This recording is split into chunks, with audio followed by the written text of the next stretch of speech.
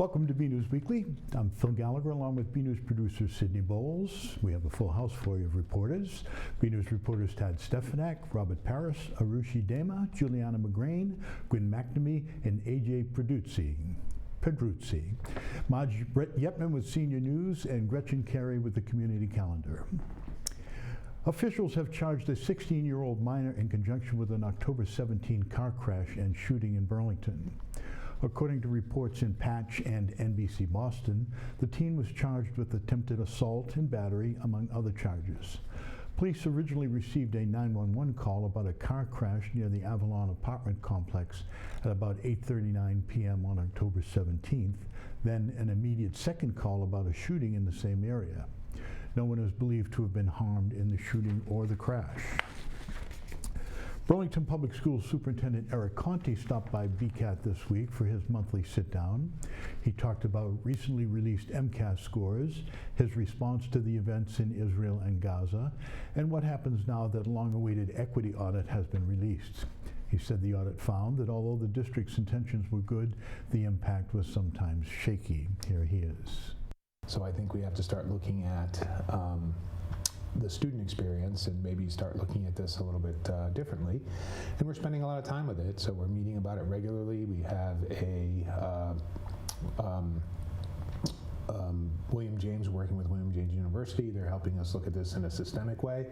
I don't think it makes sense to jump around from issue to issue. I think we are implementing many of the recommendations that are in process, but I think we need to look at how best to support the work going forward. And I have to recognize that it's going to be work, like it's not work that's ever done. I can't say, okay, next month, Sydney, we'll be done with this equity stuff and we're going to move on to what's next. It has to be something that we pay attention to continuously, that almost becomes a foundation of the conversations that we have. It was a night of glitz and glamour as the Burlington Area Chamber of Commerce returned with the Taste of Burlington, a celebration of the area's many restaurants, caterers, and eateries. Tad Stefanak and Sydney Bowles have this report.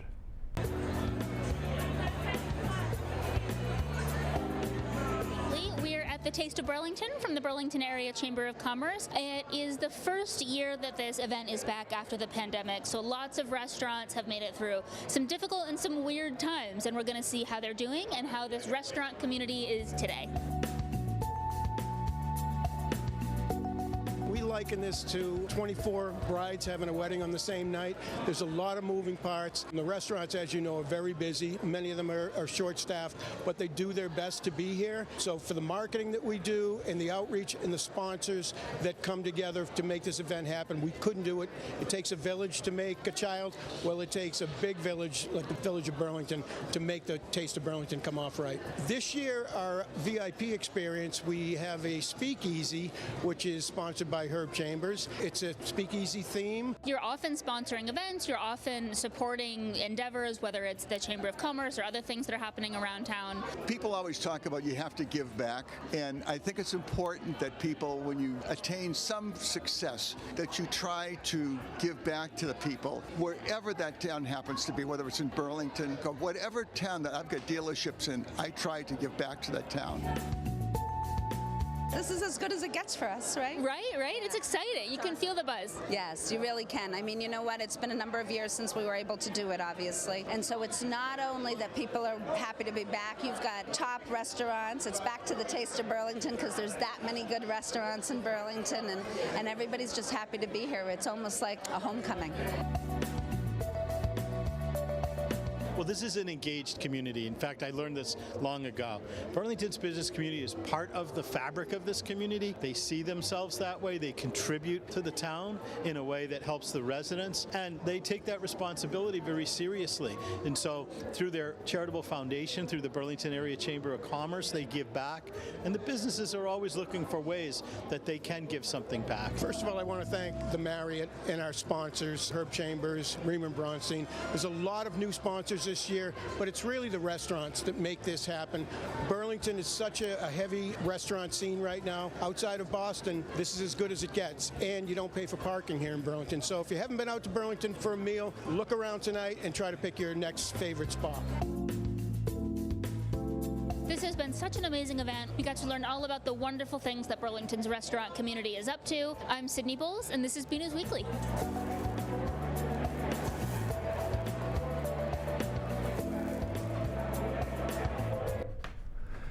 After watching that, thank God it's close to dinner time.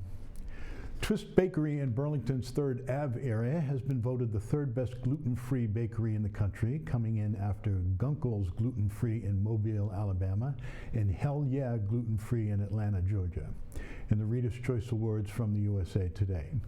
Twist was commended for its beloved lemon squares, cakes and brownies, as well as its savory items like empanadas and chicken pot pie. Congratulations, Twist Bakery and Cafe. St. Mark's Episcopal Church in Burlington has celebrated its new energy-efficient upgrades in an unusual way, a blessing of the solar panels. The congregation was joined by the retired Reverend Alan Gates, Bishop of the Episcopal Diocese of Massachusetts.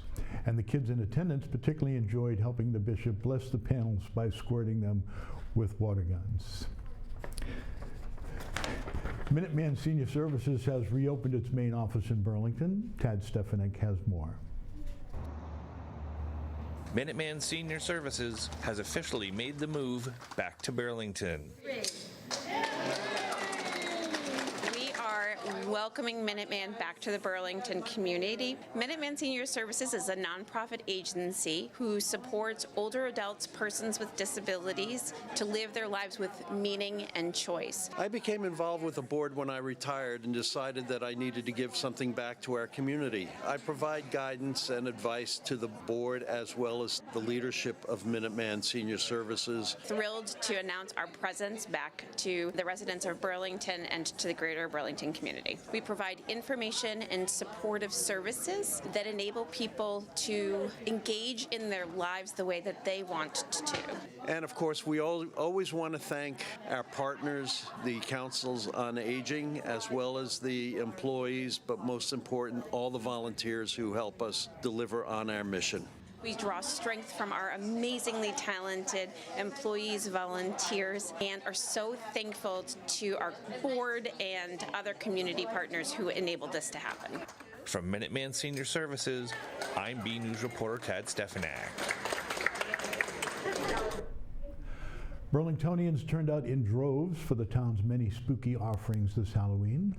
BNews volunteer reporters Arushi Dema, Gwyneth McNamee, and AJ Petruzzi bring you 2 stories about the festivities.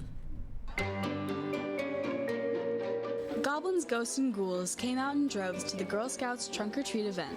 A spooky time was had by all. It's a lot of fun seeing all the costumes, and plus we get to decorate and have a great time with our cars and hand out candy to everybody. We're giving out candy. We have a ring toss game over here. What else is there? Pencils, games, candy.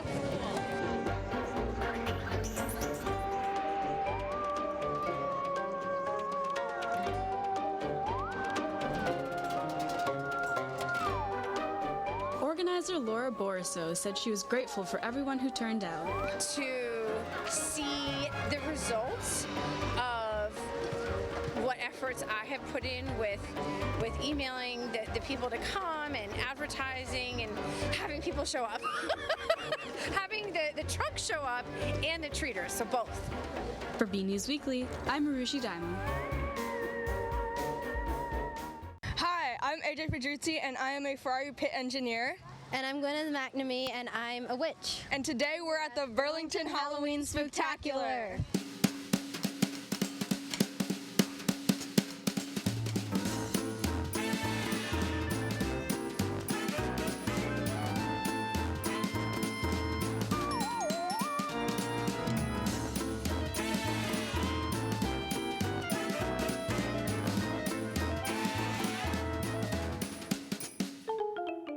The 2023 Halloween Spooktacular was a festive affair with good foods, spooky decorations, and amazing costumes for kids and adults. I'm Hermione. I'm Harry Potter. And this is Hedwig. I'm Princess Peach.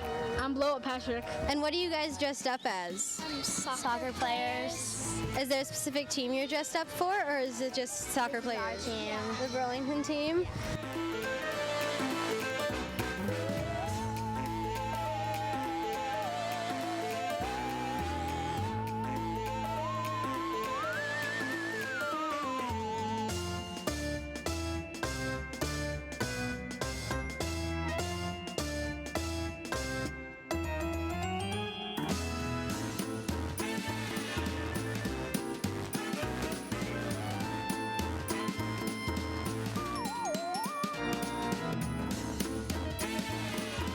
For BNEWS Weekly, I'm Gwyneth McNamee, along with AJ Pedruzzi.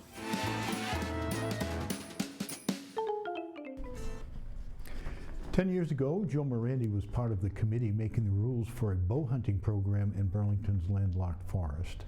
Now he takes us on a tour and tells us about the past, present, and future of the program.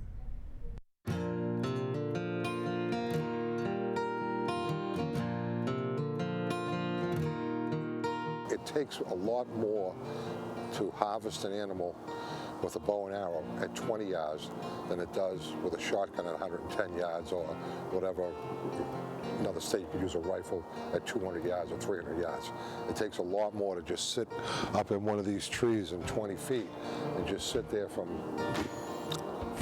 4:30 in the morning till 11 o'clock in the morning, and that's when the deer start to move around, is in that time frame. It's been 10 years since Burlington began its bow hunting program here in the landlocked forest, and Select Board member Joe Morandi has been running it. And 10 years ago, I was told at a selectmen's meeting that they were going to try to disallow hunting in this area, which is called the landlocked forest of Burlington. I didn't agree with it, so I went to the meeting. I talked to the selectmen at the time, and we decided that we would put together a committee of Friends of the Landlocked Forest, myself and another gentleman named Rich Bagney. We sat for 1 year, almost every Thursday night, and went over rules and regulations. Morandi says the program and the hunters in it are committed to conservation. So once you get your license, it costs X amount of dollars for your hunt license. It costs more for a non-resident, and that's in every single state. The money that we do put into this goes right back to conservation. I believe it's either 40 or 45%. Don't quote me on that. I don't know the exact number, but it goes back into keeping this land, not this particular piece of land because it's owned by the town, but it keeps all of the state forests running. So right now we're just walking along through the woods, and what we found was a tree stand. So we talked about a tree stand earlier today. That's one right there. It's a little low, but at some point I'm sure we're going to get it up a little bit higher. People have no idea how involved this really is to harvest a deer. They really don't. They think you just go in the woods and go, okay, I'm going home now. That's not even close. I've sat in the woods I've been hunting since I've been 10. I couldn't tell you how many times I sit in a tree stand for 5 hours and see a squirrel. You know what I mean? Nothing. You don't see anything. Sometimes you see a lot. I've seen a lot. I've seen 2 deers fight. I've seen bears fight. I've seen an eagle come out of a tree and grab a fish in a river. I've seen a lot. So it's kind of cool. You know? For BNEWS Weekly, I'm Sydney Bowles.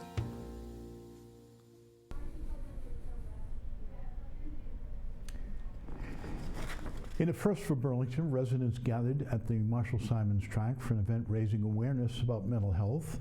It was a day of camaraderie, food, and joyful movement. Reporters Sydney Bowles and Juliana McGrain have this report.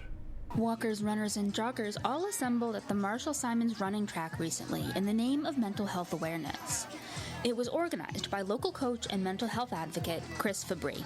So I wanted to plan an event for the community to come together to celebrate the fact that everyone struggles with mental health issues at some point in their life, and to realize that they're not alone in that.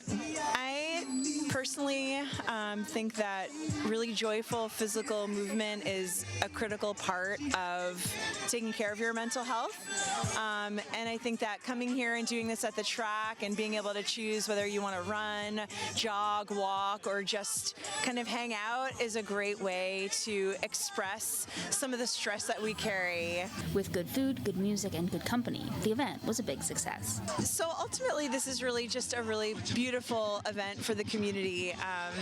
Again, just to come together, I think, as I said in my speech earlier, that having music, having good food, having an outlet for your physical stress, and having people that uplift you and make you feel good, those are all really important parts of taking care of your mental health. For BNEWS Weekly, I'm Sydney Bowles. The Burlington Players are back with another performance opening tonight. Robert Paris has more. The Burlington Players are back with another production. This time, they are performing Midnight in Mall Flanders by Marie Kohler. I found this script on New Play Exchange, and we found it during the pandemic, and a bunch of us got together to read it, and we all loved it. It is a period piece, takes place in the late 17th, early 18th century, and it is an adaptation of the novel Mall Flanders, which was written by Daniel Defoe, who a lot of people know. He wrote Robinson Crusoe. It's been a wonderful experience. As a producer, I get to do a little bit of everything. I got to hang the lights, I got to help with costumes, and really just overseeing the entire process and making sure that everything's running smoothly and on time and hopefully on budget. This production has a very large cast, and we got to speak with a number of them. I play the minister. I arrive at the prison, sort of give our main character, Maul Flanders, the opportunity to repent for what I deem her sins in her life before she is hanged in the morning. I'm playing the captain's mother as well as various members of the ensemble, so there are costume changes in between, scene changes. I am in the ensemble and I have several roles. I am a Puritan housewife, I am a man named Draper, a thief, and that's plenty right there. So I play young Maul, who is the younger version of the lead Maul Flanders. So I kind of show her from the age 16 until the day that she's put in prison. So I'm kind of like her emotional, real-time life of the story that she's telling while she's on stage telling the minister. Well, I'm playing Maul Flanders, who has an interesting life, let us say. A lot happens to her.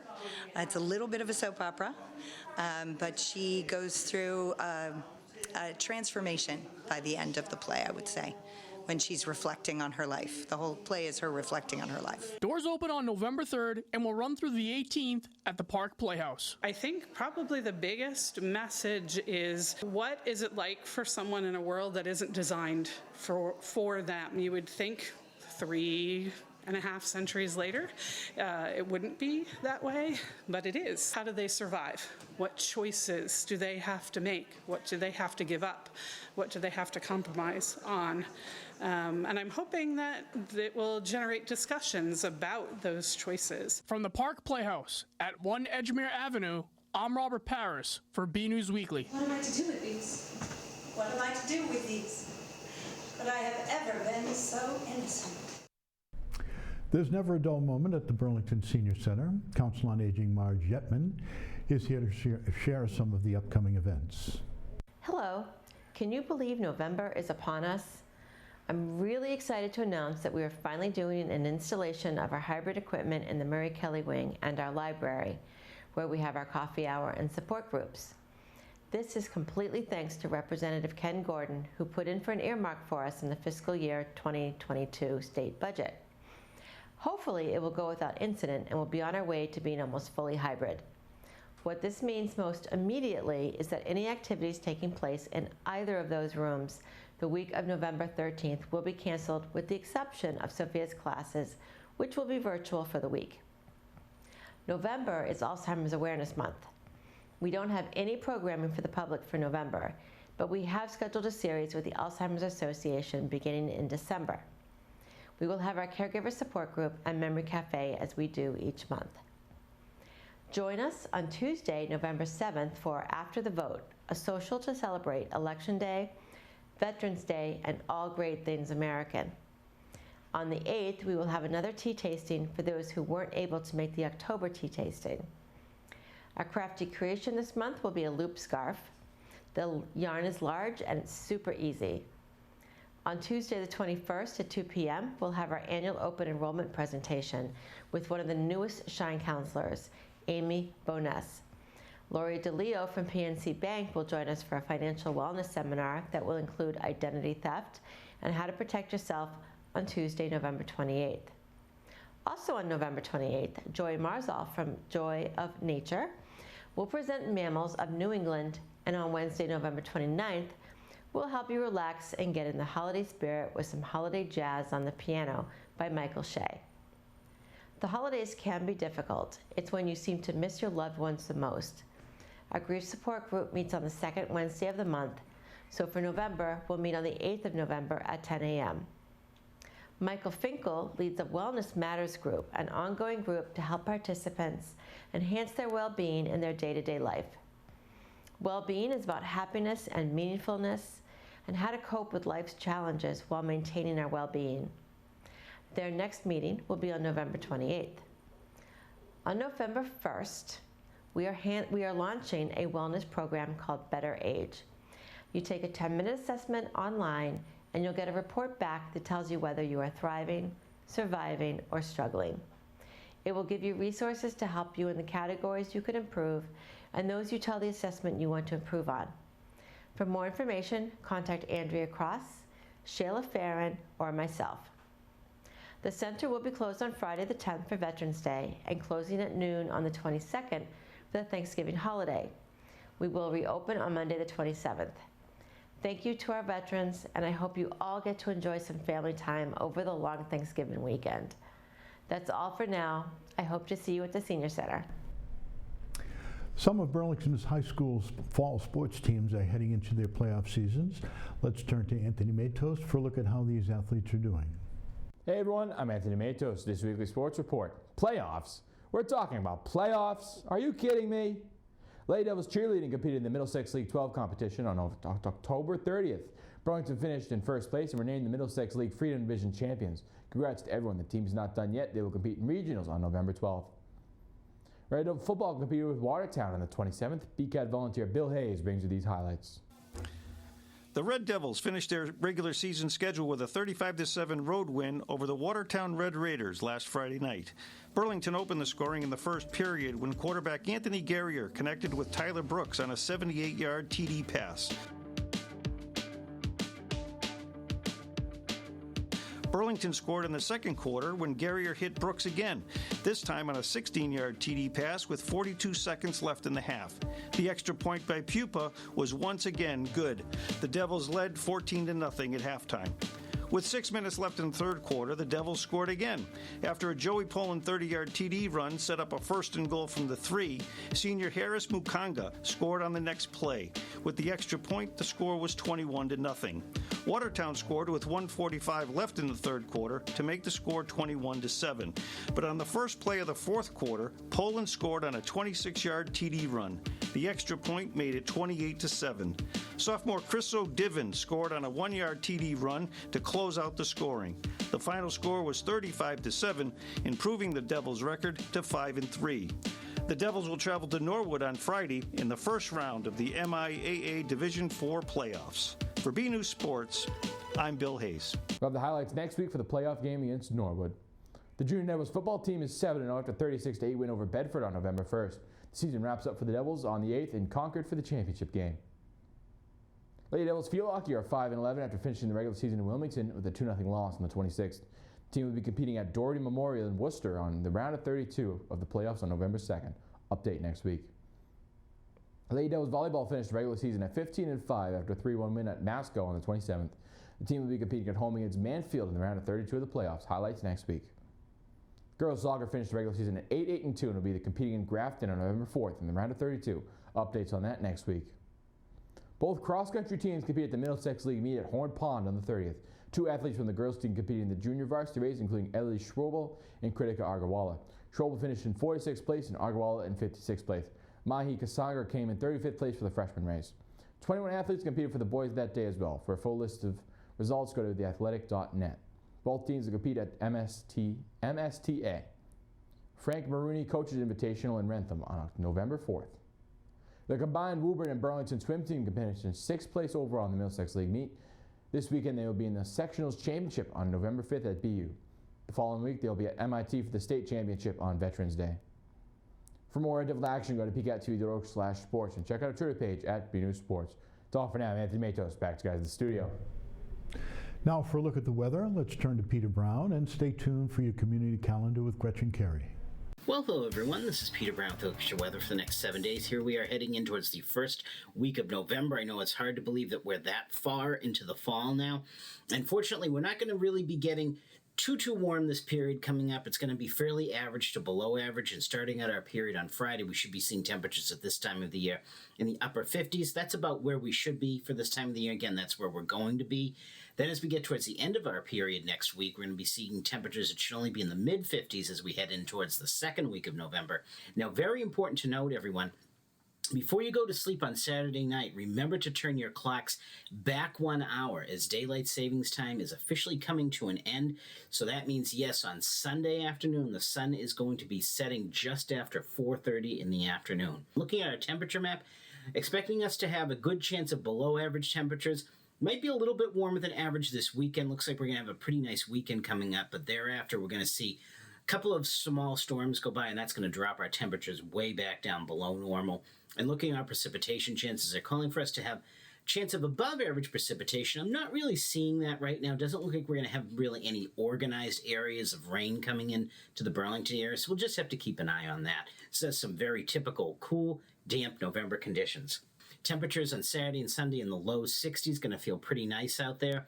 Then as you go back to work on Monday, sunny skies are going to continue with temperatures, again, around 60. Thereafter, though, we're going to see some showers and maybe light rain on Tuesday morning, and we're going to probably see a morning high in the mid to upper 50s with the temperatures cooling way down throughout the day. And as we get in towards Wednesday, we're going to see, again, the sun come out, but those temperatures pretty chilly in the upper 40s. And then again, Thursday, you have to watch for maybe some sneaky mixed rain and snow showers on Thursday out there. It doesn't look like it's going to be a complete washout, just something to bear in mind, but pretty chilly out there with temperatures only in the mid-40s and those morning lows starting out in the mid-20s.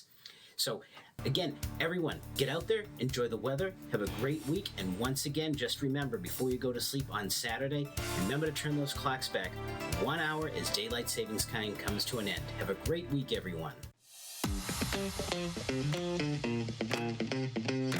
Hi, and welcome to the Burlington Brief. I'm your host, Sydney Bowles. And I'm your other host, Sarah Eshelman.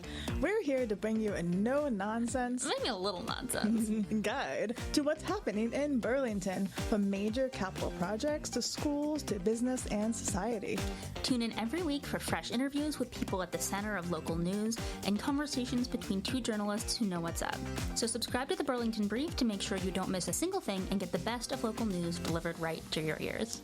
Hey everyone, I'm Gretchen Carey, and this is your Community Calendar. On November 7th from 7 to 8 p.m., the Burlington Public Library will be having a virtual Q&A with mystery writer and TV producer Lee Goldberg. The event is free, but pre-registration is required. On November 9th from 7 to 10 p.m., the Burlington Athletic Boosters Club will be having an event with spiritual medium Laura Lee, An Evening with Angels. To register and for more information, go to the following website. On November 11th at 10 a.m., the Town of Burlington and the Allied Veterans Council will be having the Veterans Day ceremony on the town common. Everyone is welcome and the event is free. For more community calendar events, go to bcattv.org, burlingtonpubliclibrary.org, and burlingtonrecreation.org. I'm Gretchen Carey, and that was your Community Calendar.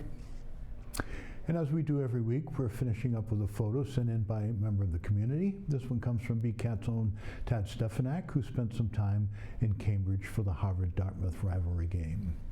Thanks for sending that in, Tad.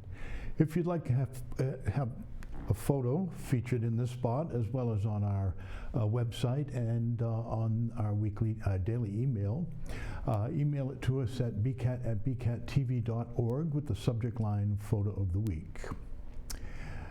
As Peter said, don't forget, one last reminder, to turn the clocks back and catch that extra hour of sleep. And also, very importantly, as the fire department also says, take the opportunity to check your smoke alarms. That's it from the news desk. I'm your host, Phil Gallagher. See you next time.